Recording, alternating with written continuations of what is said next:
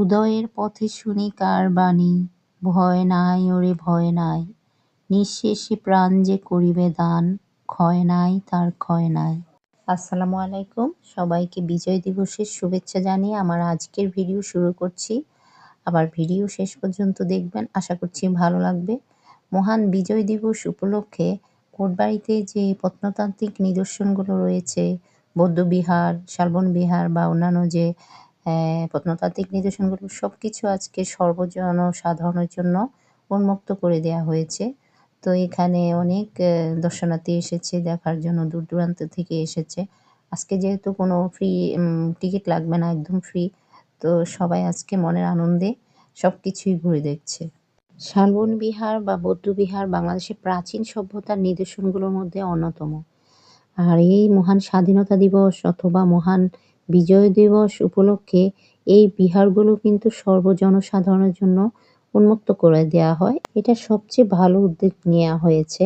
আর আমার মতে সারা বছরই এই বিশেষ করে এই সভ্যতার নিদর্শনগুলো যে সর্বজনসাধারণের জন্য উন্মুক্ত করা, এটা হচ্ছে আমার মতে উচিত। কারণ এগুলো যেহেতু এটা হিস্টোরিক্যাল প্লেস, সবাই এসে এখানে জানতে এসে ঐতিহাসিক সম্পর্কে অনেক তথ্য জানতে পারে। এই বিষয়গুলো আমাদের আসলে সবার জন্যই আসলে এটা উন্মুক্ত থাকা দরকার। টিকিট লাগবে কেন এখানে? আর আগে তো টোটালি টিকিট লাগতো না।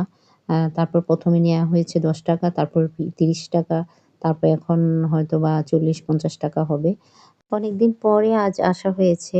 আর কোনো ফ্যামিলি মেম্বার সহ অনেকদিন আসা হয় না। আর যদি কোনো গেস্ট আসে তখন আসা হয়। কারণ যারা দূর-দূরান্ত থেকে আসে তাদের একটু মানে তাদের একটু কিউরিওসিটি যে দেখবে খুব, যে শালবন বিহার যে প্রত্নতান্ত্রিক বইয়ে আছে, সবাই জানে যে বইয়ে আছে।